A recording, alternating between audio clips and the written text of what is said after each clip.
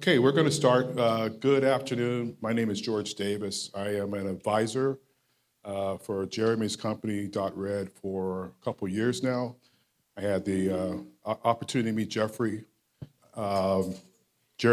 at the California African American Museum when I was running for many years, and was very impressed with him and his entrepreneurial spirit. And he did art tours for a while, and then COVID came along, and he kind of pivoted more into, now we're doing virtual exhibitions, and this is one of our first panels that we're doing here in Los Angeles, where we're doing in other markets also. In 2005, there was an exhibit in Los Angeles at MOCA. It was Basquiat in Los Angeles. And so it's been 18 years since that occurred. And I'm friends with Winter Hoffman, Fred's wife, and Fred has been very instrumental with Basquiat, which you'll hear about. And don't take this wrong, Fred is still with us, so that's important. So instead of having a picture of Fred, he's actually here. Also, you'll see that the works along the wall, those are from the permanent collection of the Broad. Also, one of the pieces in the middle is from Knowledge Bennett, where you'll get a chance to meet. And James Vanderzee, a great African-American photographer that has a really cool image of Mr. Basquiat there in the back. We also are quite honored to have Lisanne Basquiat online, who's a sister of Jean-Michel. And so King Pleasure, an exhibit that's been sold out in New York, who's seen it already? It's coming to Los Angeles. The tickets are open March 1st, and March 31st is when March 31st when the show starts. So we're going to be helping them with marketing. So it's funny, they kind of tied into very well. I hear it's going to be at Grand Street downtown, 100 Grand Street downtown. So I want to just do a couple housekeeping things. The restrooms are straight back. You got the hors d'oeuvres. Sorry about the bar not taking debit cards or credit cards, but some folks here got creative, which is good. I want to introduce a few people from the team. Gigi March over there, helping us on marketing. Farida with Focus over there. Forecast, I'm sorry. Brandon, your company is CR2 Productions, is that right? So great video company, very professional. We've worked with them in the past, so you guys need that type services, so I want you guys to introduce them. Where's Winter? Hi, Winter. Winter, thanks for bringing everybody. Winter has these great, yeah, please. Winter has these, some people in your life bring people together, and she's one of those people who brings people and tries to convince me to drive really far for lunch in Brentwood on Fridays from Pasadena, and I've done it, but I haven't done it recently. But she's great, and so we're really happy you're here. So I'm going to introduce a panel here. For first, Jeremy Quant is a third-generation Angelino-based business owner who ran a successful art tourism business where he and his experts guided over 1,000 guests on art tours to museums, art galleries, art studios around Los Angeles, from collectors tours to art education and tourism for the last 5 years. For his company, pivoted on hybrid art experiences. He also organized the first Los Angeles hybrid art experiences, World Inaugural Art Day with the International World Association and UNESCO. Also downtown art tours too, right? Right, sir. And so Jeremy's the CEO. And as they say, ladies first. So, hello, Autumn, how are you? So Autumn is an amazing human being. Gotten to know her. She should be an astronaut if you really get to know her background. But we're so happy you're here, Autumn. Los Angeles-based artist and curator who explores and investigates the visual vocabulary of liberation through a queer Black feminist lens. After living in South Africa, Autumn began the examination of contemporary art through the African diaspora. Using a variety of media, she invites audiences to participate in the examination of freedom, intersectional identities, and Diasporic, memory and to reimagine and create systems that make current oppressive systems obsolete. Also, she's been very involved in equity pay for women and done a lot of great work with that, and has been a pioneer in that regard. And she's cool and down to earth. So, Autumn. Fred's a gentleman who almost tripped. You saw him a little earlier. So, Fred is Autumn's, Winter's husband. Fred is Fred Hoffman, art dealer, publisher, curator, and art historian. In all seriousness, just an amazing historian, collector, former art professor at UCLA. It's an amazing individual. He worked closely with Basquiat. There's a photo back there with Fred, younger version. Where is it? We took it down? Okay. Well, I thought it was a cool photo, but it's with Fred. Anyway, I'll continue, Fred, because I don't want to get in trouble. Okay, so Fred facilitated the production of the artist's 1984 silk screen paintings arranged for Basquiat's first European museum exhibition at the Fruit Market Gallery in Edinburgh, Scotland, 1984, and placed the first work by Basquiat into a major museum collection, the Museum of Modern Art, 1984. For several years, Fred Hoffman served on the authentication committee for the estate of Jean-Michel Basquiat. Fred Hoffman.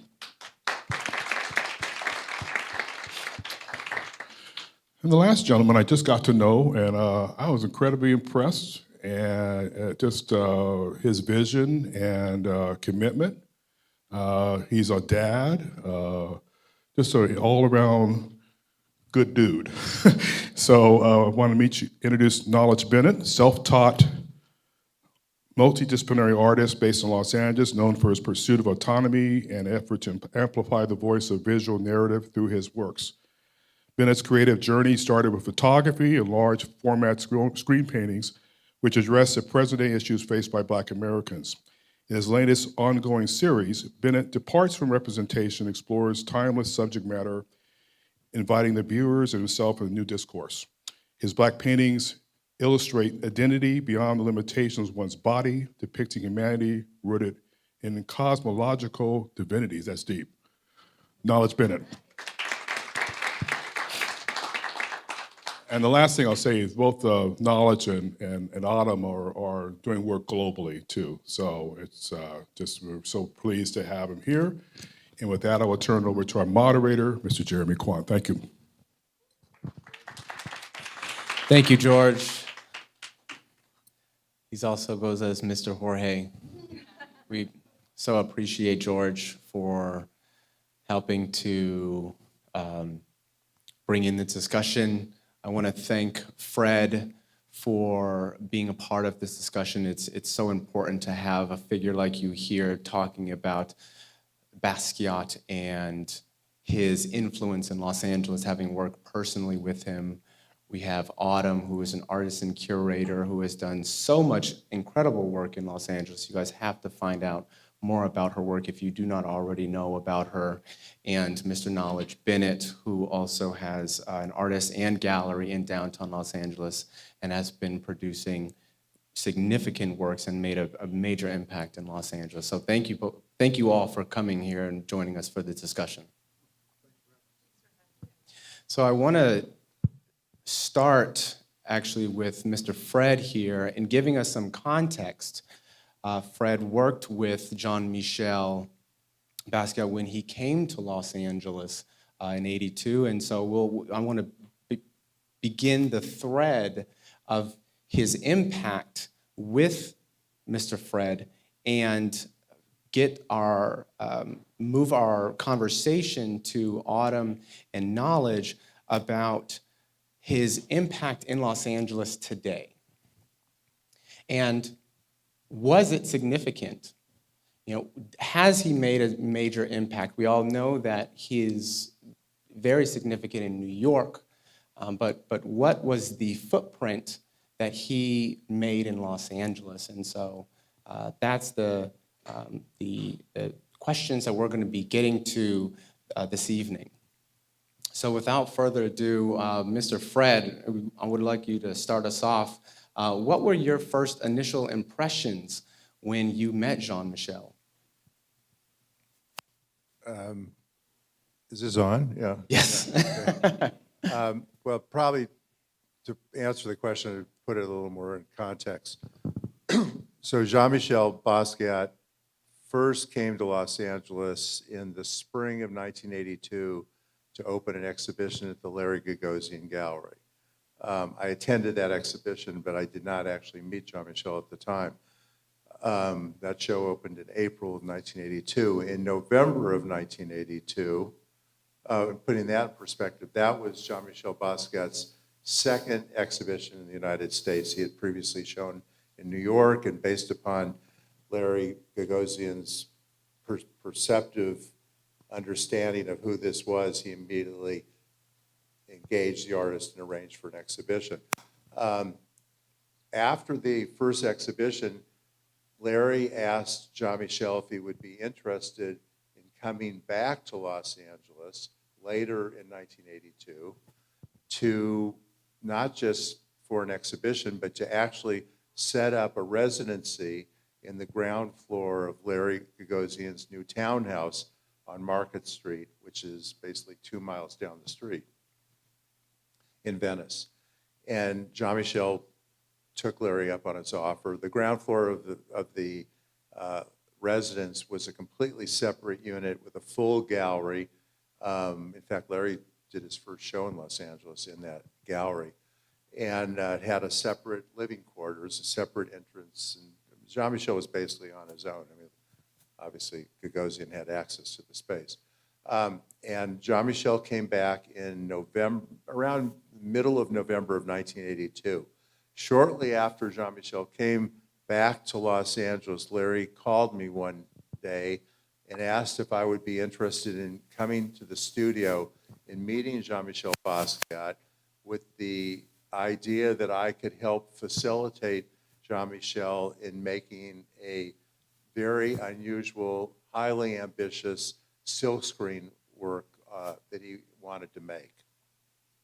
I had previously started a small print publishing business in Venice, and Larry and I were hanging out a lot together at that time. So I went over to Jean-Michel's studio and met with Larry and Jean-Michel sometime around the middle of November of 1982.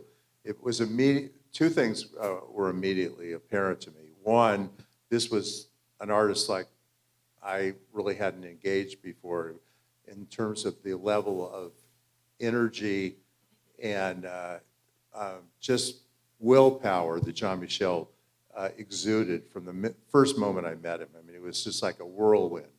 It was undeniable. Second, what he intended to make, I thought would be an extraordinary artwork if we could pull it off. I'm not going to get into the details of it. You could look it up. It's called Tuxedo. It's a very ambitious silkscreen on canvas that's 8 feet high and 5.5 feet wide. I mean, it was one of the largest silkscreen that anybody had ever attempted before. And and the other thing that it was apparent to me, he had a complete understanding of the silkscreen medium, never having really explored it and worked in it, but knew exactly what it would take to realize his artworks. In other words, he was extremely well organized and knew exactly how he wanted to proceed. We started working on it, and I was drawn not only to working on this one piece with Jean-Michel, but to go to the studio regularly. I was living in Venice, and my studio was a few blocks away, and I went to Jean-Michel's studio regularly for about 4 months.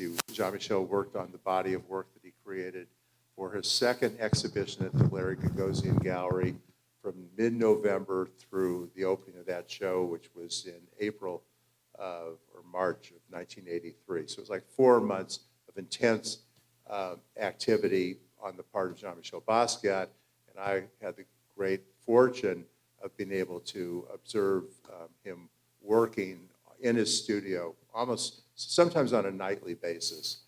And it was just undeniable the power and authority that he brought to the studio experience. I mean, not only Did he know where he wanted to go with his artwork? But he was willing to take chances. You'd have to start looking more carefully at his work. But, well, you could look on that wall over there. There's two paintings. That one was actually part of the work that he created.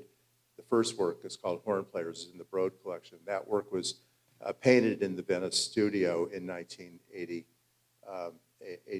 early 1983. The work that's further down is called Melting Point of Ice, which is a work that I helped him create the following year. And we don't need to get into it, but it's layered with silkscreen images that are built up to create the image. So one thing that's interesting about Basquiat is that his process in the studio wasn't like he knew exactly where he was going to go with any one painting. I think thematically he knew exactly where he was going to go, but he really was willing to take chances with the process of building up a painting, and oftentimes would paint for hours, and then oftentimes would paint out a good portion of what he had painted and leave just a little fragment, and from that little fragment he would take off and turn it into what it would become. So I guess those are a few of the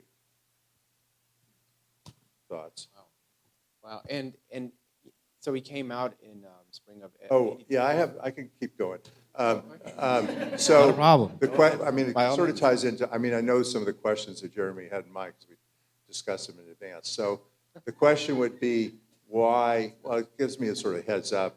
I did a little editing, but beside that, I mean, it's good to get my mind focused. He was very focused. The question, one of the questions Jeremy raised, which is a very important question, is why did he come to Los Angeles? A very important question, which I could go on and talk for an hour about, which I won't. But basically, Los Angeles, well, first of all, he was 21 years old, and any 21-year-old is going to take up the opportunity to have a whole world open up of new experiences.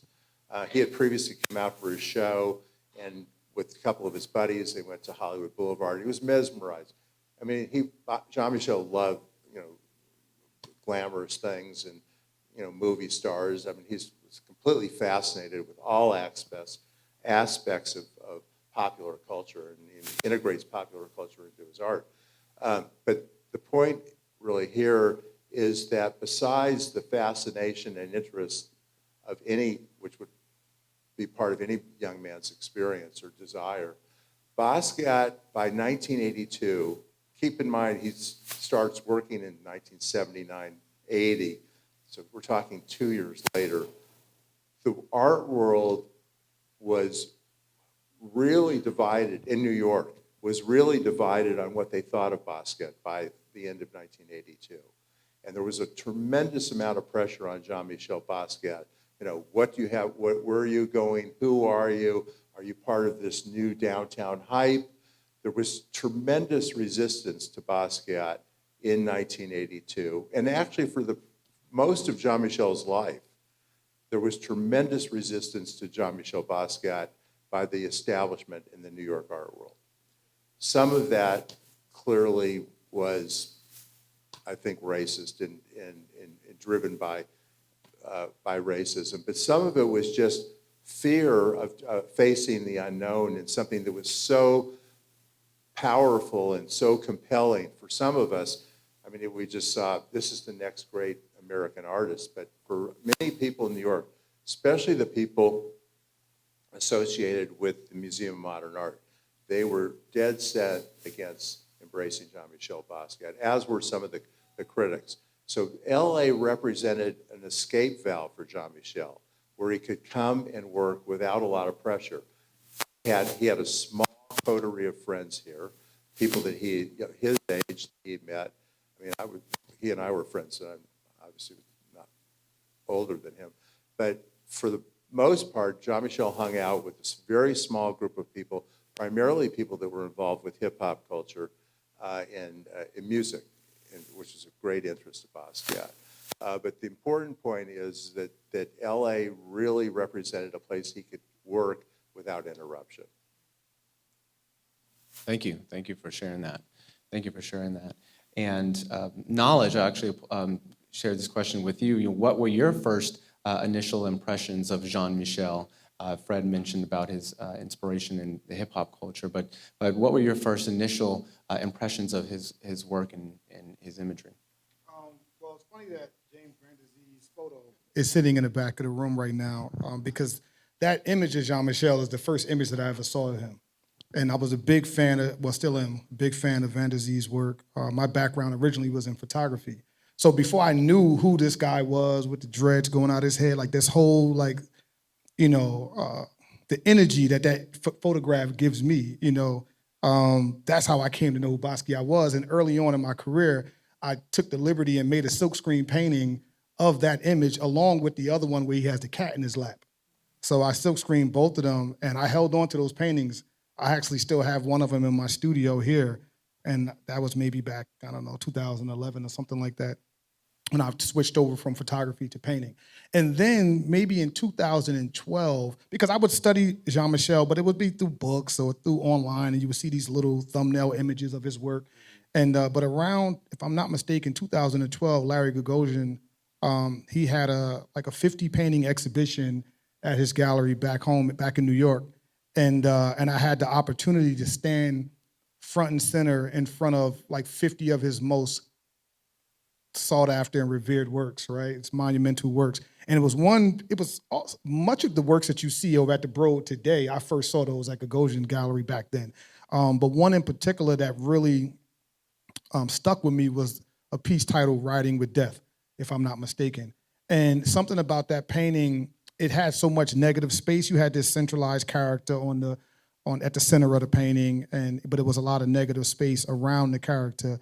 And when I learned the title of the piece, and then when I learned that that was one of, if not the last, but one of the last paintings that Jean-Michel made, you know, it really, it caused me to liken him to like the Tupacs or the Biggie Smalls, who kind of like very fortuitously like predicted, you know, their deaths, you know. And then comes along Tamara Davis's film Radiant Child. And I had the opportunity to go to a small theater actually in New Jersey, Asbury Park, where I also grew up at, to watch this film. And I think I mentioned to you and George and Autumn a couple days ago, after watching that film, I remember me and my mother went together because I wanted her to know who this guy was. I was like, oh, you know, I'm switching from photography, I'm painting now, but this is somebody who you should know about. And I took her to go watch this film, and I remember when the film was over, I had to get up, and it was a small room like this, you know, this small little theater. And I went into the bathroom and had to excuse myself and like literally shed a couple tears. And I always wish I never watched the end of that film, you know, because everything leading up to it was just amazing. And then you had this Shakespearean tragic ending that just, it never left me, you know, and it really shaped a lot of what it is that I do, and with the way I which I, you know, take agency over my practice and kind of operate on the fringes of the art industry. You know, I never really want to be all the way in the middle of it, you know. I'm currently writing a book right now titled Why Should MFAs Have All the Fun? And that book, you know, because I don't have an MFA background, right? And of course the title, and the title, I was super influenced by Reginald F. Lewis's Why Should White Guys Have All the Fun? You know, but when I came into the art world, I came, you know, without this degree, you know, in fine art, you know, and being in New York at the time, I could always relate to the fact that the system didn't really, like today we talk about Basquiat and most people think that he was just this sweetheart and darling of the industry way back when. And if you study his story, and like Fred just mentioned, that wasn't necessarily the case. There was a divide. Of course, there was those who saw his magic, you know, but then the powers that be were like, oh, forget about it, right? And I learned a lot of this because when I came into the art world, not only did I study the artists, but I also studied the dealers, right? So I studied Larry, I studied, you know, Leo Castelli, who was one of my favorites because of the artists who he, you know, who came through his, you know, who was a part of his stable. They were some of my favorite and most influential artists. And I always remember something that he mentioned about Jean-Michel, that he couldn't do it, you know, like, and I was like, wait, you passed on this guy, you know? So it made me even look, but Leo was a little older at the time, and he had, you know, broken so many, like, you know, amazing artist careers. But the fact that he turned away from Jean-Michel was like a telltale sign of the times. You know, I don't think it was, I know some of it would definitely, like what Fred mentioned as far as racism and all of that, but I think Jean-Michel also at that time was just, he was too much for a lot of people to handle. Yeah, he was, you know? big energy. Yeah. But when I walked in and saw that photo with James Van Der Zee's photograph, it was like this full circle moment because it reminded me how I really first, you know, came to know Jean-Michel. You know what I mean? Without knowing that he was this amazing, prolific painter, you know, who had this meteoric rise, you know, and then this tragic ending, but not necessarily ending to his physical life, but he still lives through his works. He still lives through all the artists who he's influenced. I'm definitely one of the artists who he's influenced in various ways, but Fred taught me so much because I had no idea that Jean-Michel was working in silkscreen. I always associated silkscreen just really with Andy and not so much Jean-Michel. Every time I seen him paint, it was him just going straight to the canvas and working with the brush, you know. But now it makes sense when I look at some of his images and why I was always drawn to him, because that's the medium that I chose to work in when I first, you know, began to paint was silkscreen. And speaking of 8-foot by 5-foot canvases, that's how I started. I always worked large. I never worked small because I was trying to match up or measure up to what I saw in the museums, not so much what I saw in my friends' studios. You know what I mean? It was like, you know, they gave me something to aspire to. So I've always painted big, which is one of the reasons why I had to leave New York, because everybody would say, I love it, but can you make it smaller? We can't fit it into the building. And I said, listen, I gotta go, you know, because I was dead set on making things a certain size, because for me, scale represented a certain emphaticness that I'm serious about what it is that I'm doing. You know, it's like some people, when they get really serious, they speak really loud. Well, when I get really serious, I paint really big, you know? So to hear, you know, but then also something Fred mentioned, which, yeah, you're a cool dude. I learned a lot from him today. But, you know, one of the reasons why Jean-Michel, what he mentioned, came out here because it was the element of freedom. And that's why I came to LA. You know, back home, it was always, what's your last name? What school did you go to? You know, and what art advisor are you working with? Because I had people who loved my work and they say, oh, I'm going to buy one of those. They'll come to the exhibit. I'm going to buy it. And then the art advisor shows up on Monday or Tuesday when the gallery opens back up and say, oh, he's not a part of the stable that I pull from. You know, and I was like, wait, what is that? I gotta go. You know what I'm saying? It was like, you know, so I came to LA and it was the best decision that I could ever make, you know, because it's, you know, me coming to LA helped me launch an international career that I don't think I would have been able to do in New York at the time for various reasons. Yeah, interesting. And again, speaking of Los Angeles, you know, we have someone who is an Angelino, Autumn Breon. You know, you are very in-depth in the art scene here in Los Angeles and really grew up with a lot of artists. So can you talk about not only your impression of Basquiat, but also just growing up in the art scene in Los Angeles? Yeah, absolutely. I would say my early impressions of Basquiat were through his graffiti and mark making, and also his use of human anatomy in his work.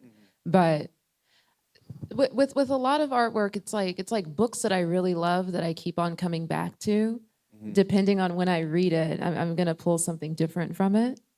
But in terms of the mark making, there's a writer, I really like the way he talks about public space and graffiti as a reclamation of public space and mark making in that act. His name is Guy Anderson Mount, and I love the way he put that mark making makes the private public and the public private. And that's how I like to think of the work that I do with performance and public art. We're always reclaiming large spaces that typically have a very significant history and inserting accurate histories and inserting our bodies into the canon to tell those stories. So important. Yeah, it's a different medium that I use, but I'm definitely very inspired. My background also was not in fine art. That's not what I studied. My degree from Stanford's in aeronautics and astronautics. And I used to think early on, I wondered if that was some kind of hindrance if I didn't study art. But as you mentioned, I'm very privileged to have grown up in South Central. and to have been surrounded by art every day. And I was able to spend time going to the music center with my family and visiting all the great art institutions and galleries that are in this city. And that was a big part of informing my practice. And eventually, when I learned about the practices of artists like Basquiat, I understood that I use my engineering in art that I do every day. Like, once you understand the scientific method, that's a way that you approach any kind of issue. So you hypothesize something, you test that several times, and that might be through screen printing. It might be through me figuring out the right material to use for a performance.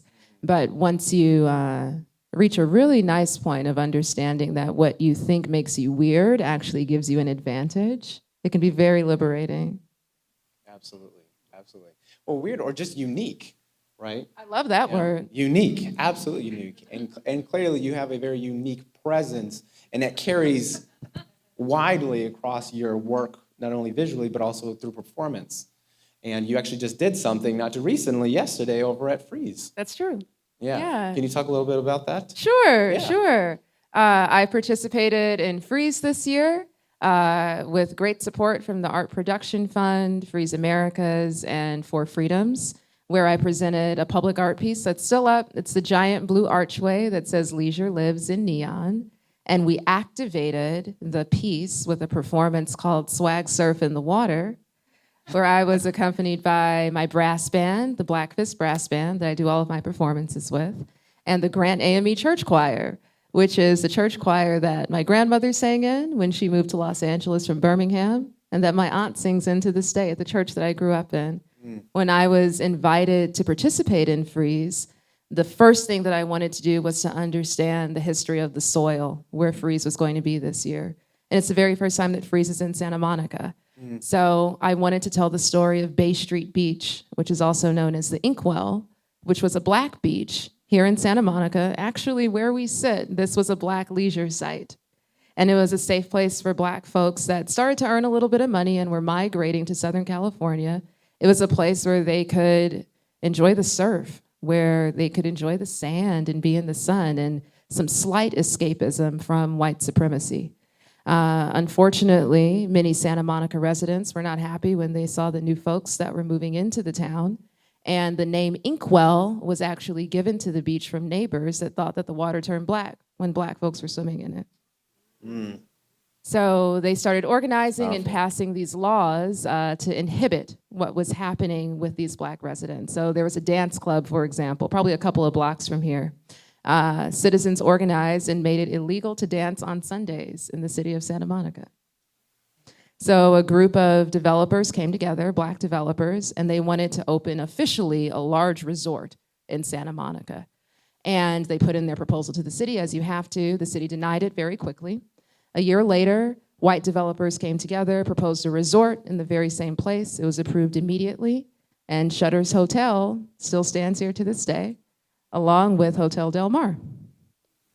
So it's important to me that we know what actually happened in the history of Los Angeles. So I created an archway. It's kind of like a portal. I think of it as a wormhole to leisure. So that we're reminded that leisure is not a luxury or a nice to have. It's essential. Rest and leisure are essential for us. And in my performance, we performed a medley of songs and interpretive movement related to water. So swag surf, wade in the water. We danced to all of that with this fantastic choir and my band. And that's how we activated that space, so that my intention is, as folks are walking through Freeze and you're going through all of the chaos of a typical art fair, that this archway and this garden is a dedicated place for you to have a moment to rest. If it means you reading a book, sipping a drink slowly there, it's a place for you to honor our ancestors that fiercely protected leisure and rest, but also for us to honor them by making time for that every day. So that's typically what my performance and public artwork is about. But it's just using the resources that I have to communicate what I need to. Absolutely, absolutely, and it's such a transcendent idea. Thank you. Absolutely, thank you. It's such a transcendent idea of not only bringing works but bringing experiences that allow people to understand those kinds of spaces that they should have, right, in order to have a emotional connection with themselves and also their surroundings. Yeah, and I think that's the private part that I was talking about of what you can make public through artwork, through performance. If I were on the other side of that story, if I were the city of Santa Monica, I would definitely be ashamed. That's something that I would not want to share. And there's a reason that many of us in LA don't know what actually happened here, but there are ways that we can make those histories public. And I think that's a big part of reconciliation. Absolutely, absolutely. Absolutely, yeah, give that up. Give it up. And you mentioned earlier about, just the amount of artists that you worked with, and I want to bring this back to Fred with Jean-Michel and the time that he was in Los Angeles. What were the kinds of interactions that he was having in the LA art scene? Was he interacting with sort of folks in Watts area, or was he strictly in Santa Monica? Like, what was his interactions in the art scene? Yeah, I mean, well, as I said, Jean-Michel really was focused on working when he was here. I mean, he really had a goal to create a body of work for an exhibition. And it was very time consuming. And I think that when he was, primarily when he was not working, he was trying to relax, he was going out to clubs. So there was a restaurant down the street in Venice in the 80s, where there's a couple of us here that hung out there, called the West Beach Cafe. And I was very involved with that restaurant. It was sort of considered the art restaurant. And we did exhibitions at that restaurant. I put on a show, 8 shows a year for, 5 years, 7 years, something like that. A lot of very well-recognized artists had exhibitions there. And Jean-Michel had his second exhibition in Los Angeles, or maybe his third exhibition, the 2 at Larry's, and then we did a show at the West Beach Cafe. So around the time of the exhibition at the West Beach Cafe, Jean-Michel frequented the restaurant. I mean, but it was not a place that he hung like a lot of the Venice artists hung. But one way or another, Jean-Michel had an understanding of a lot of the work of a lot of the Venice artists. I have a great story, which I guess is appropriate to tell. Please do. One night in the studio, I walked in, 8 or 9 o'clock at night, and there were like 8 totally empty canvases lining the walls of the studio. And Jean-Michel started working on one, and he could work on one painting, jump to another, and then back. And as I said, he often painted and then covered up. So, he was just getting them all going. And after and there was you could look, if you look carefully online, you'd find a few images of the Venice studio. There was a bed in that studio, which was basically the place, if you were the guest or the person like myself hanging out, you would basically hang out on this bed. It's the one place you could not be in Jean-Michel's way and still sort of watch the magic. The magic, good word. And after about 2 hours, he looked over at me with this little smirk and grin and said, I'm going to paint the history of all the Venice artists tonight. And about 2 more hours in, you could start to see that one painting started looking like a Diebenkorn, and one looked like a little like a Sam Francis, and another looked like a Ed Moses, and on, and there was like, he was riffing on all the Venice artists. And I thought, that is so bizarre that he would even consider doing that. But it was his way of basically saying, I know what's going on around here.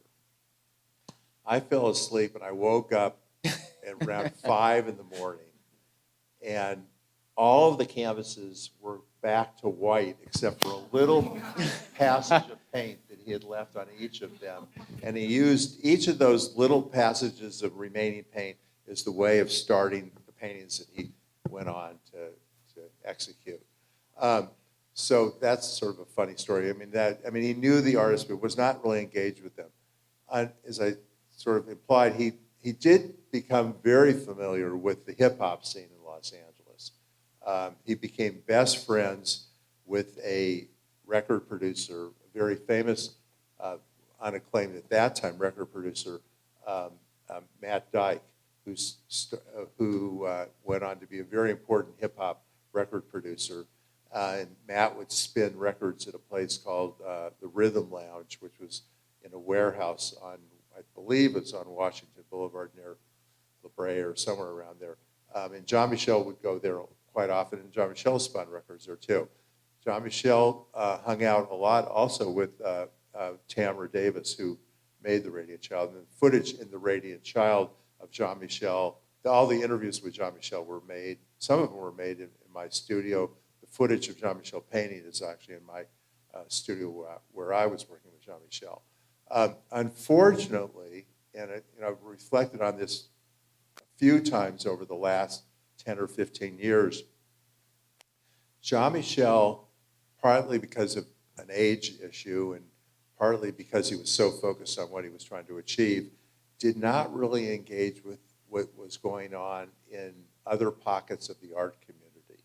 And what particularly comes to mind were the black artists in the Watts area, some of whom finally, and good thanks to George and Cam, really elevated the careers of a number of really extraordinary artists. And I always regretted that and I wasn't really familiar with those artists that well. Some of them, a few of them I was back then, but I never tried to put two and two together and figure that would be an important experience for Jean-Michel to engage with those artists. I mean, I've always sort of regretted that. I think that because so much of Jean-Michel's art, or a portion of it, is a commentary, a social, political commentary on the status of the black man in society and just oppression and racism. I mean, those are central themes for a portion of Basquiat's work. And I think he would have really, I mean, imagine Jean-Michel meeting David Hammons back then. I mean, it would have been extraordinary. I've always sort of regretted that. And some of the other artists pockets of art that were happening, I mean, Jean-Michel was aware of what was going on around town, but to the best of my knowledge, I don't think other artists that I was working with back then, like Mike Kelly or Chris Burden, I just don't believe they ever engaged with Jean-Michel. Wow. Yeah, it's so interesting because you see his work and you see the amount of influence from celebrities to musicians to historical figures and folks in art history. You can only imagine, what his proximity was by being in Los Angeles, of course, going out.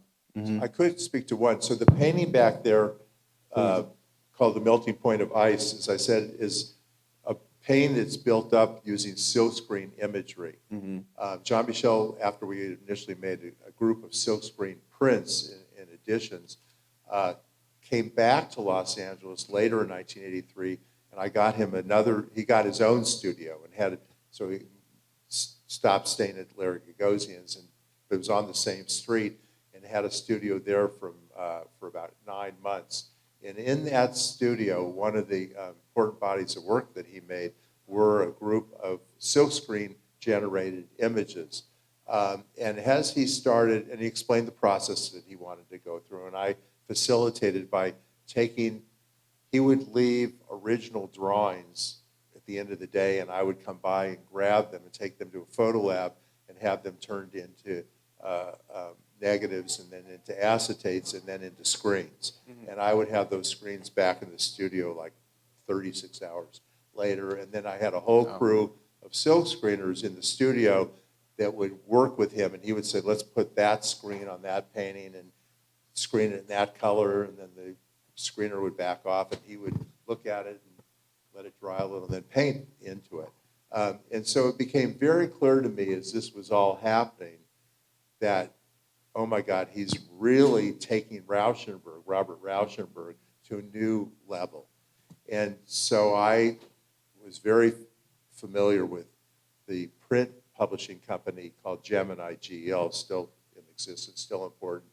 And I knew that Bob was actually in town working at Gemini, and I arranged for Jean-Michel to go over there on 2 separate occasions to hang out with Rauschenberg, and it was an important experience for Jean-Michel to engage with the senior artist who he admired. Yeah, and you also brought up some of the hip hop influence, and I want to bring that to you, Knowledge. The Cajones series was a really powerful series of hip hop influence, and you brought in Jean-Michel over here. Can you talk about what was important in bringing him into the fold around other sort of hip hop influences and celebrities, and the work itself? Yeah. Well, and while I touch on that, I want to piggyback off something that Fred mentioned, because I swear I'm learning so much from this guy. But I have one quick question I just need to ask Fred before I answer that question. Yeah. Was he working in silkscreen before he came to California? No. Okay, that's what okay. All right, now that makes sense. But what's interesting is the common rap on Jean-Michel Basquiat that I've obviously tried to refute this over the years, and one man waving the banner hasn't been completely effective. Is the common rap was that Andy Warhol taught Jean-Michel how to silkscreen, and it was because of Andy's knowledge and expertise and having the factory all set up to do silkscreen that Jean-Michel gravitated to work with Andy, which they did go on to work together and made extraordinary body of work over 2 years. But it is completely wrong to think that Andy taught Jean-Michel anything about silkscreen. Jean-Michel had complete understanding of silkscreen based on his own studio practice. But what's amazing to me is when we made this first initial piece, Tuxedo, he had never made anything anywhere close to that before, and knew exactly the process which it would have to go through in order to create the results. And that's just because he was so smart and clever. And Wow. Yeah. Wow. So No, thank you. that's- Back to your Go question. ahead. So my body of work titled Cajones was a body of work that I embarked upon 2013. I began conceptualizing the work in my head, and then began to explore the work on canvas, right? And this was a studio that I had in Jersey at the time. Early on, there was 10 original characters who was a part of that body of work. And the image that you see here with Jean-Michel's head on top of this body, the original body belonged to Slick Rick, right? It was a favorite photograph of mine taken by a woman named Jeanette Beckman, who worked extensively within the music industry, right? Music photography. So anyway, that was my favorite image of Slick Rick. As a child, I had to be around 13 years old when I first saw that image, and I was super influenced by Slick Rick at that time, right? Him along with a couple other rappers, but especially Slick Rick. So anyway, I'm sitting in my studio, 2013. I'm trying to figure out what's going to be the next thing that I'm going to do, and I come up. The word cojones just comes in my head, right? And growing up back home in New York, we use this term to denote, bravery, courage, what have you, right? We would dare one another. You ain't gonna do this. You don't have the cojones to do this, that, and the third. I grew up around a lot of Spanish-speaking people, right? Different, like Dominicans, Puerto Ricans, what have you, right? And this term would be thrown around a lot. So the word came in my head. Once the word came in my head, immediately the image came in my head of Slick Rick crotch grabbing, right?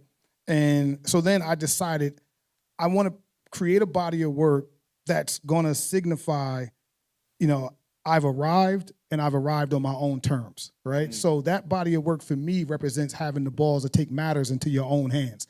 And that's the way I've always approached my practice, my career, and my position within the art world.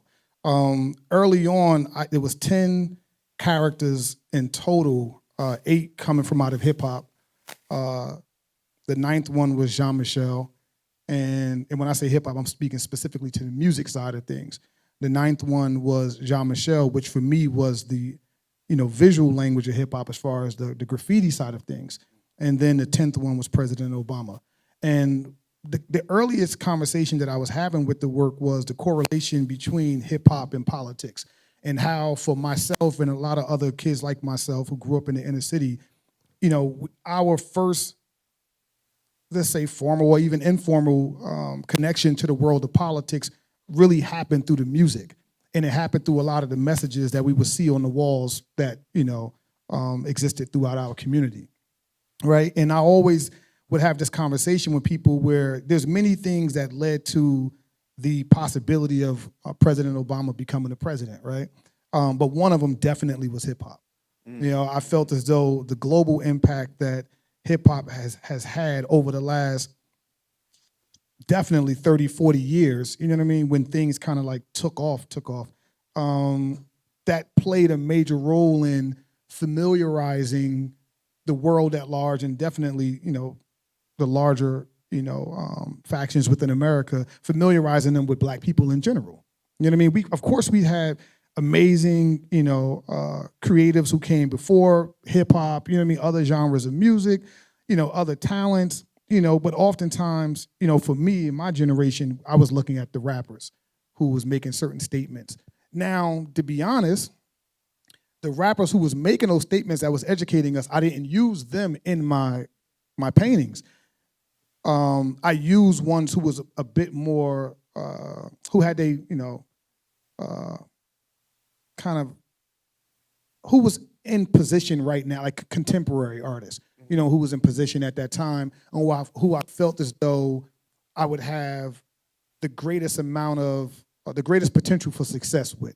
You know what I mean? To be able to sell these images, you know, after making these paintings. You know, so there was always an element of strategy there as well. Yeah, there was like Biggie, there was Tupac. Yeah, it was big. It was 4 of them it was 3 from the East Coast, 3 from the West Coast, 1 from the Midwest, and then I kind of threw Puffy in there. He wasn't a rapper, you know what I'm saying? But he was a producer, and he was one of the most, like what he and his team did definitely has shaped music in a major way, you know what I mean, from when I made that painting going back maybe 20 years. Right, so it was Biggie, Tupac, from New York it was Biggie, Jay-Z, and Nas. The West Coast was Tupac, Snoop Dogg, and Eazy-E, and then Midwest was Kanye West, and then you had Puffy thrown in there, and then Jean-Michel and President Obama. That body of work, great balance. Yeah, I mean, and what that body of work did for me, it's probably my second or third time going down to Miami Art Basel and exhibiting down there. The first couple times I went down, you know, everything was, you know, it was cool. But when I came in 2014 and exhibited that body of work, I had multiple pieces at different galleries over in the Wynwood district. There was literally maybe like a line of 200 people waiting, single file line, to take photos with the work. And what I had realized prior to that year was there wasn't a lot of work down in Miami at that time that generated a lot of excitement from people who was coming from where I came from. You know what I mean? Now, you know, after that, now all of a sudden Miami Art Basel become this, or Miami Art Week as they call it now, it's become this thing where you don't have to be a sophisticated, you know, or artificionado or what have you to be able to go down, like appreciate going down to Miami, because now you're starting to see, you know, various artists being represented and given platforms to, you know, showcase their work that's more reflective and more relatable, you know, from those people who stem from my community. You know, so, you know, another thing that Fred mentioned that made a lot of sense to me, 2 things. One, because I made that work early on, everybody expected me when I did come to LA to kind of hang out in those circles, right? And early on I was, you know, definitely invitations were extended to me, but I never wanted to be a part of that world either. You know, I wanted to appreciate from a distance because, you know, it's that old saying, never meet your heroes, you know? And so I wanted to just step back, and I don't know these people personally. I knew the character in which they portrayed, you know, through their music and through their artistry, and that's all I cared to know. I didn't want to know them necessarily personally, you know?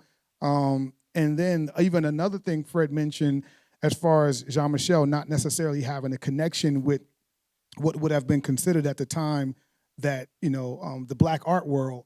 You know, I remember, you know, early on in my practice, I was working and I was producing all of this work and having all of these, you know, serious conversations that kind of mirrored some of the conversations that was being had within that circle of like the Black art world, but there was never really a real connection between me and them. So even one time I did a body of work back home at an exhibition in Chelsea titled Orange is the New Black. And this body of work spoke about, the various ways in which the Black community was continuously being disrupted, right, throughout time, right? This long chronological look at this consistent, and continuous disruption of the Black community. And I remember my mom, because we're from Harlem originally, and my mom, like, took the package of like what the work was all about, and she sent it over to the Studio Museum in Harlem. And I said, Mom, what are you doing? Like, nah, like, I'm like, it don't work like that. You know what I mean? Like, because there's something, I think a lot of people confuse the Black art movement with just being a Black artist making work, and it's not the same thing. That's a great point. It's not the same thing. And, so I can also relate to Jean-Michel in that regard as well, because it's, just because you're a Black artist making prolific work doesn't mean that even those doors will open to you. It doesn't work like that. So I work in the world. You know what I mean? I don't confine myself to these spaces. For sure. I think the connection between the hip hop iconoclasts that are a part of the body of work, Cajones, and Jean-Michel Basquiat's mark making is significant as well. When I think about graffiti as one of the 5 elements of hip hop, and the fact that at a lot of ciphers, there was somebody mark making in the moment. And when we think back on a movement like that, I think it's pretty powerful that when you have these different elements that include, help me y'all, beatboxing, breakdancing, MCing, mark making. What's the last element of hip hop? Fashion. It's interesting when you think about that's giving like multiple arteries. Those are multiple ways that an accurate history can be preserved. So it's not just oral storytelling. It's not just the written word. There are multiple ways that you can know what actually happened.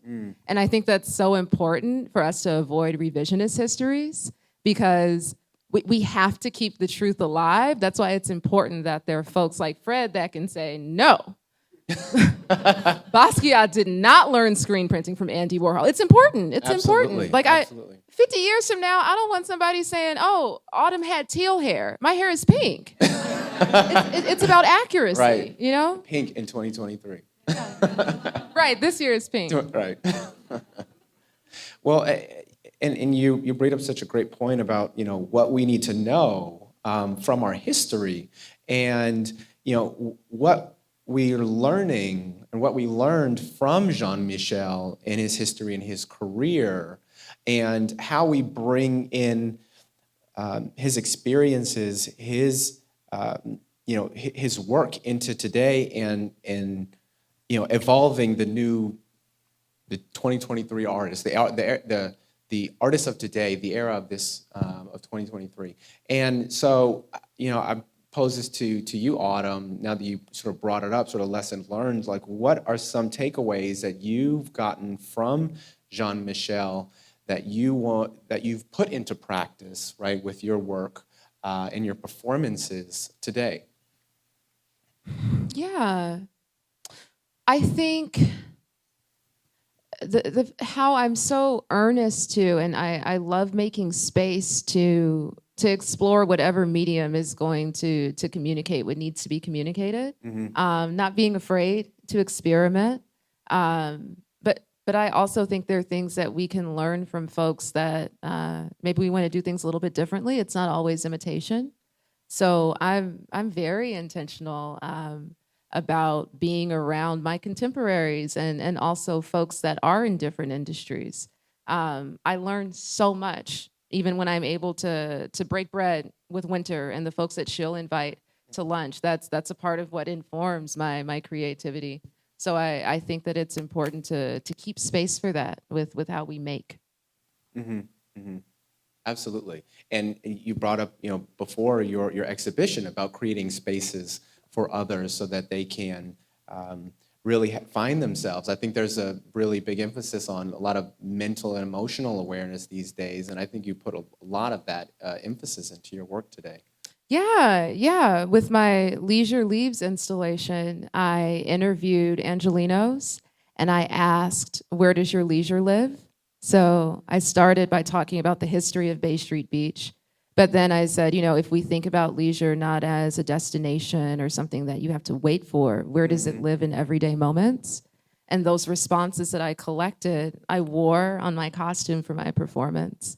And they're permanently a part of the archway.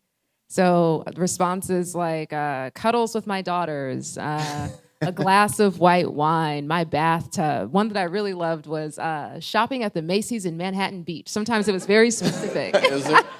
Right?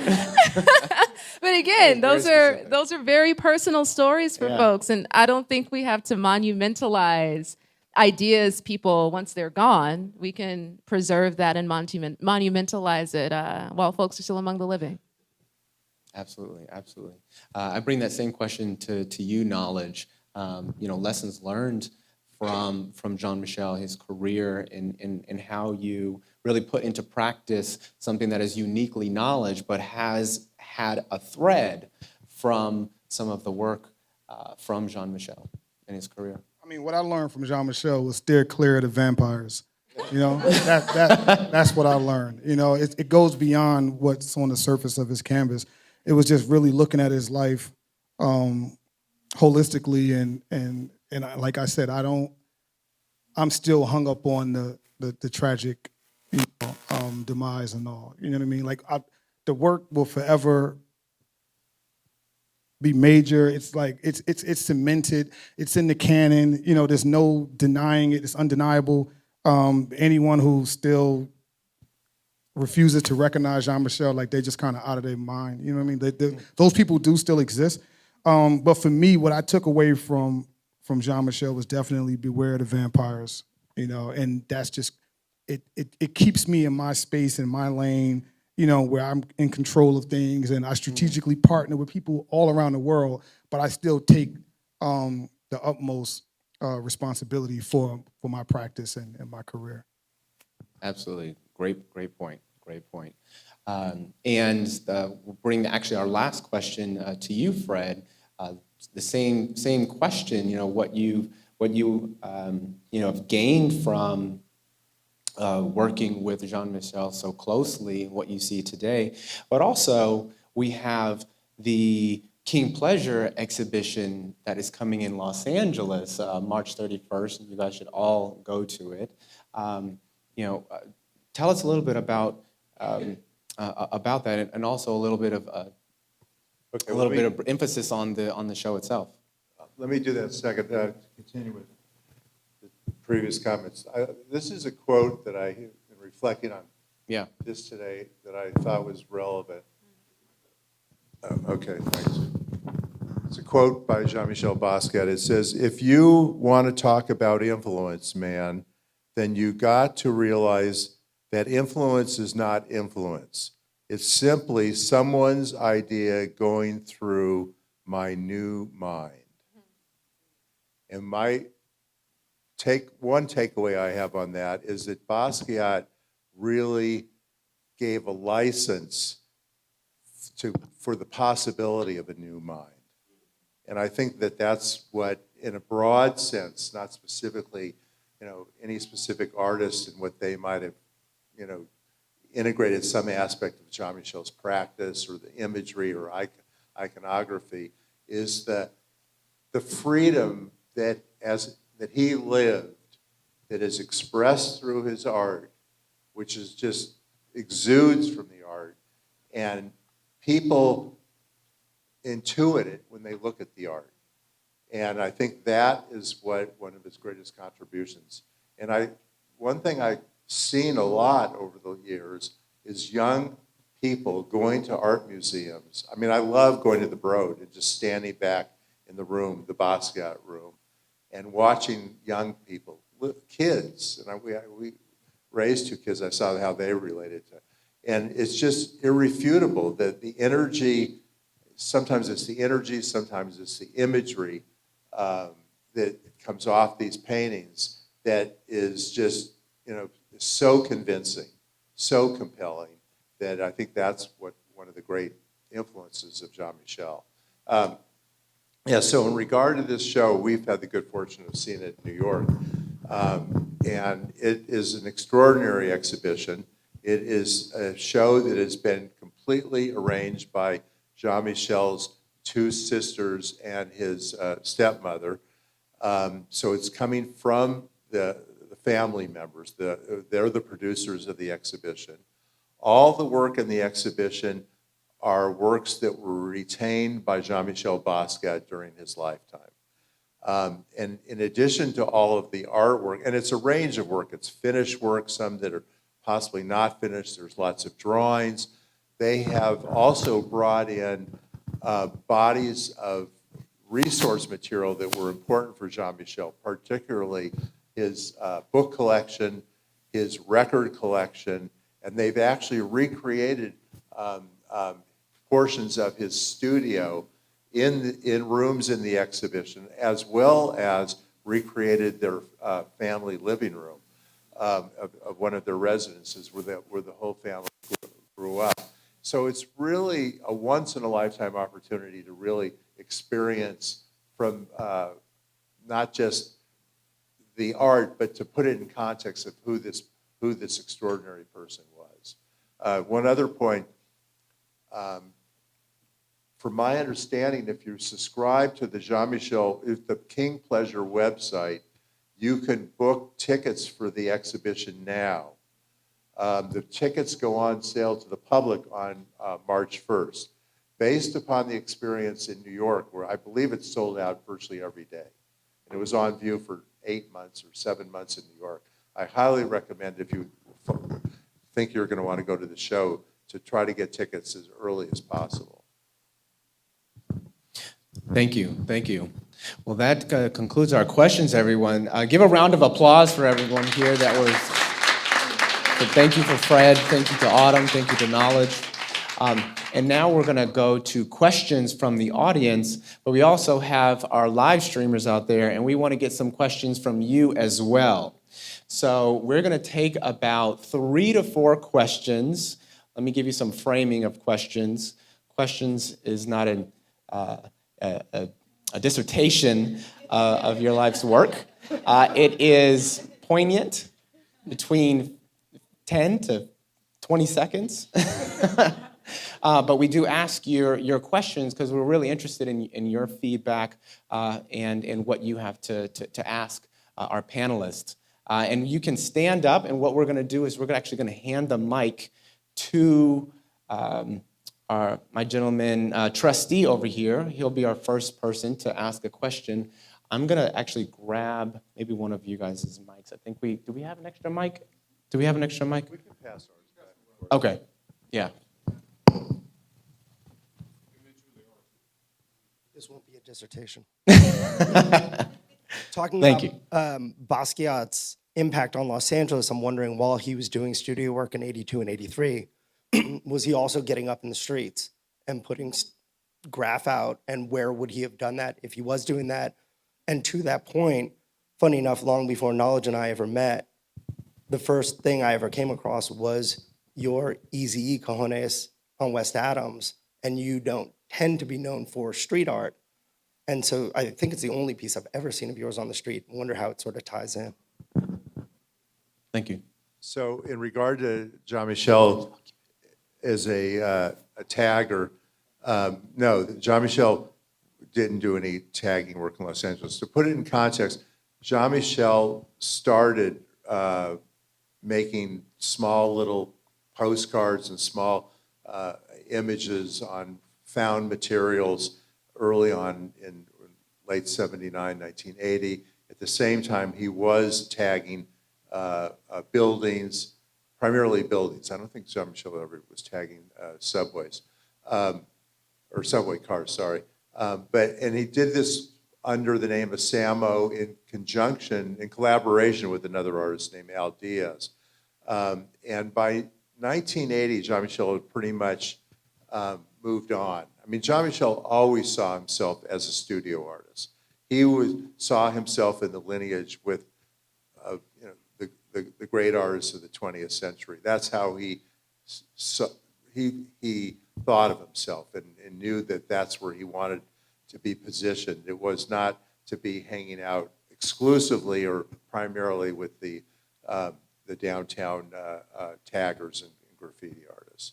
but he was quite friendly with all of them and very good, very close friends with Keith Haring.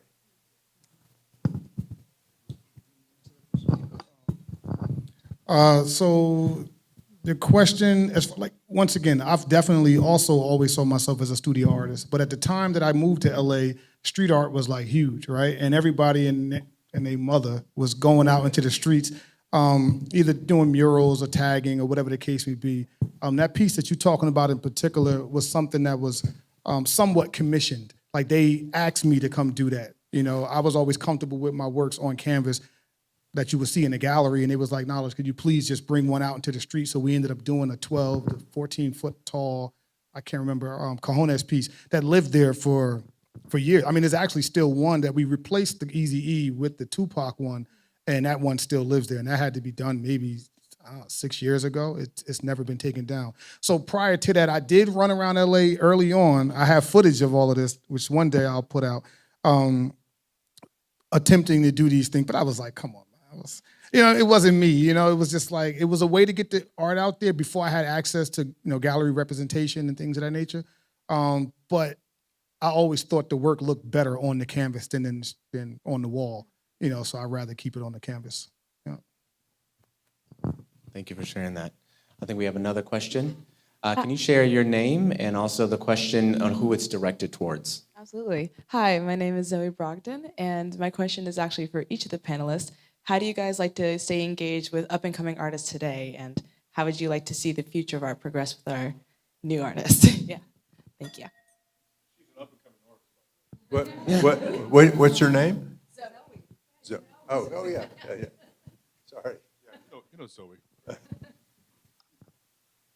Go ahead, Fred, you can start. Well, I have to be honest and say that I don't think I'm doing the greatest job in the world of keeping up with new artists like you have done previously.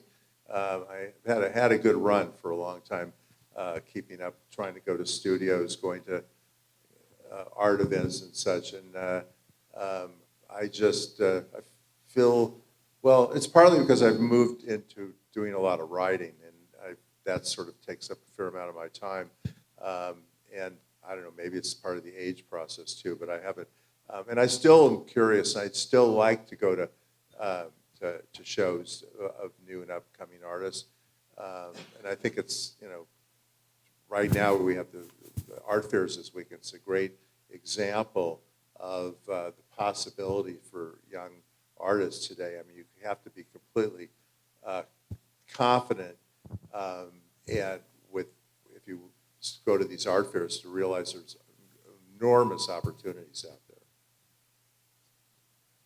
Thank you for sharing. Ms. Autumn? Yeah, thanks. Yeah. When I hear about a new artist, or if I'm invited to a studio visit, I'll probably go. And when something interests me or makes me like skip a breath, I just have a conversation with the person that made it. And I become really obsessive about things when I'm learning about something new. And sometimes that's the way it is with emerging artists. When I have the opportunity to then share those artists with other folks, I make it a habit to do so. I just co-curated an exhibition at the new Institute of Contemporary Art in San Francisco about leisure and adornment. And it was really important for me and the co-curator to include emerging and established artists that are a part of telling that story. So it was really special to be able to see different artists from different generations in conversation with each other with their work, and then for them to actually be able to meet each other and spend time with each other, because I think that's what's important too. Like, I really love opportunities for multi-generational exchanges. I think that's really significant. So to be able to witness that was really special for me. Awesome, thank you. Knowledge? So I own a gallery downtown in the LA Arts District. The name of the gallery is the No Contemporary, where we do represent, once again, merging and some, already established artists. But one of the things that I do and have done since I've landed in LA, and even before I came to LA, is I mentor a lot of artists. I mentor them definitely more so on the business side of things. I don't like to tell artists what to do with their canvases, because who am I, in that regard. But from the business side, where I can help them, I mean, we live in a world today where you can take advantage of direct to consumer, right? If you don't necessarily want to go the traditional route, there are other ways that you can go about getting your artwork out there and actually having a successful career. So I share a lot of these, not so much secrets, but just knowledge that I have with a bunch of different artists. And oftentimes they'll come back to me 3, 4, 5 years later and say, man, Knowledge, you really helped me out early in my career, and they'll tell me all this thing. I say, well, don't tell me, tell them, like I, you know what I mean? Like because early on, because I didn't come from that traditional background, I really had nobody who I can ask these questions to. So I developed relationships with a lot of dead people who left a lot of good information, and I studied those people. But now I try to share as much as I possibly can, when I can. Awesome, thank you. I think we have another question in the back. Test. Okay. Yeah. One question, real quick, before we go to Chris. Fred, what's the name of your son? Wow. Okay. All right. Okay. Chris Rocket. Case closed, huh? Chris Rocket, a great local artist and a good young man, is here. Thank you, George. Thank you. What's up? I'm Chris Rocket from Brooklyn, New York, working out of LA. And this question is for Autumn and Knowledge. I remember seeing the Cajones piece in Art Basel at the time, and it was super prolific to me. I seen all those giant joints in the Wynwood situation, and I just want to know, between both of you guys, from that point or wherever you started to now, how have the rose-tinted glasses changed, shift, and how you view the art world and how to move through it? I mean, for me, nothing has changed so much as far as how I view the art world. I think my perception of it back then is pretty much the same as what it is today.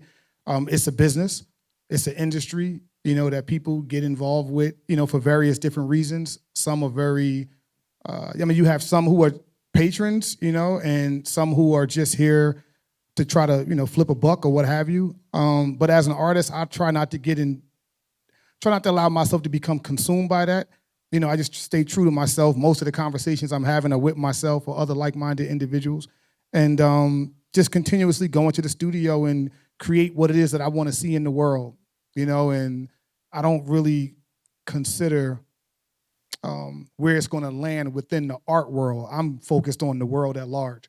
You know what I mean? Because I've met so many amazing people, and I've had the great privilege of traveling and exhibiting, around the world. And I've come to one thing I do realize today is that the art world, in all its gatekeepers, they're not as big as they may want you to think they are, right? So they may say, well, you can't come through this gate, but there's so many other, there's places where there's no fences. You just go into the lawn and make yourself at home.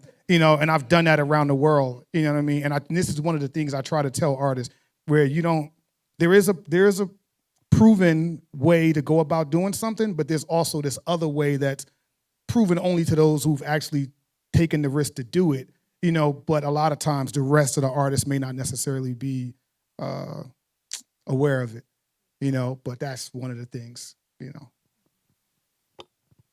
Awesome, thank you. We have one more question? Yeah, we have. I'm going to answer really quick. I'm sorry, go ahead. ahead. I'm sorry. Yeah. Yeah, go ahead, yeah. Thank you. Thank you for jumping in.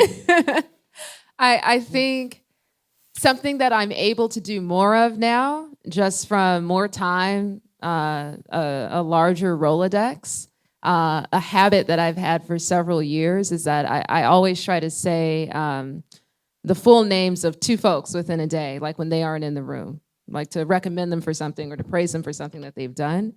There's this experiment that we were actually talking about a couple of days ago, a professor in Stanford's Department of Feminist Studies.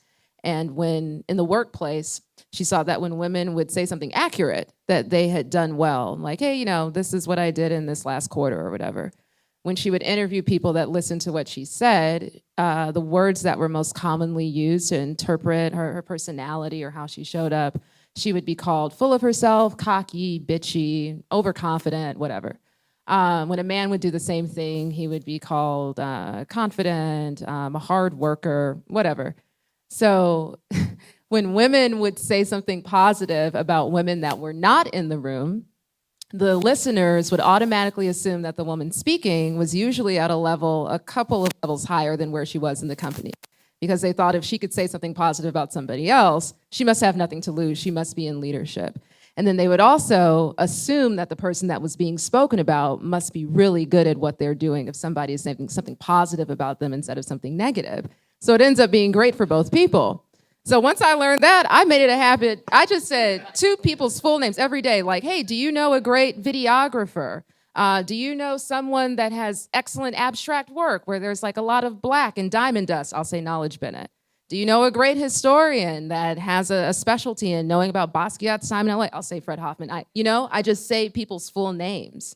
More time has given me more names that I can say out loud. And so I'm grateful for that. Peace. My name is Tony Concept, man, and I think the question I have for Knowledge, I mean, you had mentioned gallery representation, and I was just wondering, with you opening your space, at what time did you decide, you wanted to more or less cut the middleman out and create your own space, and what reason was behind that? So me opening that space was never about cutting the middleman out. I actually, when I did open this space in LA, because I had 2 spaces previously before I even came to LA. But I remember when, at the time, I was represented by 8 galleries globally, right? And I gave each one of them the opportunity not to officially partner with me, but to still sell my work, but I wanted to exhibit it out of my space here because I wanted to paint much larger than what I was painting, and I was already painting large, right? So I was giving them works which was kind of like to their capacity, but I wanted to go bigger. And I remember at that time I had developed a lot of what people would identify as like anxiety with shipping my work all around the world. Because if certain pieces wouldn't sell, it would come back damaged. Like they weren't really as good as art handling as you would expect, So I kind of developed this this reservation to like ship my work around the world anymore.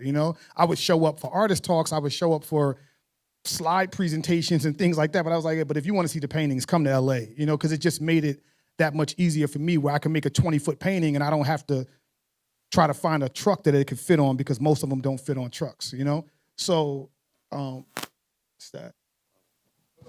Oh, okay, got it. So it wasn't about cutting the middleman out so much as it was I wanted to create a platform that I could share with other artists when the opportunity presented itself, right? Because sometimes it don't present itself. Some artists reach out, they say, oh, I want to have a show. And I'm like, right now, we're either booked up or we're not even doing exhibitions at the gallery because the gallery itself does double as my studio when I'm not using it, for exhibition purposes.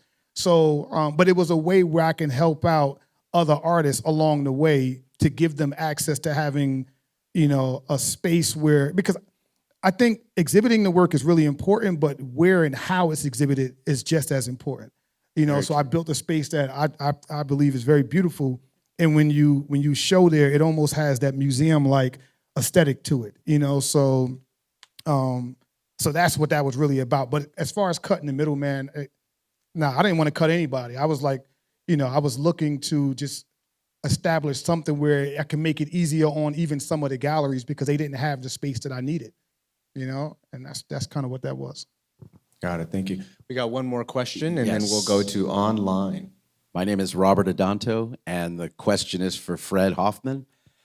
You've mentioned that, and just in my own reading, I know that Basquiat's work often reference past masters, and seems to be in dialogue with him. And you mentioned that through that quote that it was a source for his new mind. He was traveling through them, or how early, or just in your own knowledge, like when was the first time that Basquiat referenced or discussed that he saw himself in part of the lineage of the great Western painters? Oh, I don't think he specifically ever said or proclaimed I'm in that lineage, but to myself and the people that were equally believing and engaged with Jean-Michel, I think we all knew that. I mean, the early the one man, very important person, Diego Cortez, who curated the early exhibitions of Jean-Michel's work in two important shows. He always thought of it in that context, as did several of the collectors that I've come to know over a long time now. That was very clear to all of us that and even someone such as Eli Broad, I mean, he clearly saw Jean-Michel in the lineage with the other artists he was collecting. Well, yeah, there's a lot of artists that Jean-Michel referenced, but Leonardo was obviously an important source of inspiration. Got it. Thank you for asking that question, Robert. We got 3 questions from online. So we'll start off with Autumn. As an artist that utilizes the value of public space and performance, do you think that through Jean-Michel's graffiti and his art would have made for the same impact of urban art, music, and culture in the 21st century today, basically? Repeat the question one more time. As an artist that utilizes the value of public space and performance, do you think that through his graffiti and his art, Jean-Michel would have made the same impact of urban art, music, and culture in the 21st century? I think she's made more today. Yeah, I think that he has passed his time on this earth. I think that he absolutely did, because his influence has become so ubiquitous. I don't see those two as separate, even though he didn't live during the 21st century. I think his legacy absolutely does. Mm-hmm. One little comment on that regard. I mean, it's anybody's guess that if Jean-Michel had lived, if he would have only continued on as a studio artist. I mean, he was such a visionary and such a strong force with such willpower that I could only imagine him functioning in the realm of filmmaking and he did produce one record in his lifetime, and I could imagine him working and producing music on an ongoing basis. Got it. Okay, question to you, Knowledge. Being from New York and having moved to Los Angeles, what differences do you see in today's art scene in both places? And what features of Jean-Michel's impact do you still recognize today in other artists? I mean, I see so much of Jean-Michel on the surface of so many different artists' canvases. I think Jean-Michel developed a language, and I think a lot of artists choose to use that language to express themselves. All right, that's how I look at all of these artists. Andy, all the greats who came before, I just, those who tapped into like a signature aesthetic, I just think that's a language that many of us choose to borrow from. And as we continuously produce work, we'll eventually arrive at our own language, that would then be borrowed in the future. But as far as his impact, what I see in New York and LA, I don't put it like this. I don't compare anybody with Jean-Michel. You know what I mean? Just even sitting on this stage and having this conversation, like, let's be clear here. Like, I am no way comparing myself to what he was able to accomplish in such a short period of time. Sure. Like, I mean, I think Jean-Michel is one of those artists who transcends time and space. I don't think, whether he lived in 21st century or not, all like, what? Like, this guy is going to, in the 31st century, we still going to be, his name will still be talked about. You know what I mean? The same way we talk about so many of the greats, from yesterday's past, So he's one of those, like, lightning in a bottle. It doesn't happen all the time. He serves as an example and a beacon of light for all the rest of us artists and those who choose to really engage him in such a way. But I mean, like, awe-inspiring. There's no comparing. Very true. Very true. Last question to you, Mr. Fred, is how do you, as an art historian, perceive the influence of Basquiat in the new wave of artists and mediums that are emerging in LA and the overall American art scene? Well, hopefully I've already sort of answered the question with my comment about that he opened the gateway to the possibilities. I mean, I don't want to get into specific influence on specific artists. I'm not sure I'm that versed in, even as an art historian, to deal with that kind of question. It might be too soon to make that kind of judgment. But clearly, in terms of license and freedom, Jean-Michel has liberated and energized countless artists in a variety of media. Awesome. Thank you. Well, that concludes our panel discussion, everybody. Thank you, everybody, for attending. Thank you, everybody, for joining us this afternoon, talking about Jean-Michel and his impact in Los Angeles. Can we give one more round of applause to our panelists, Knowledge, Autumn, and Fred? Thank you to our live streamers on YouTube. Please check us out online.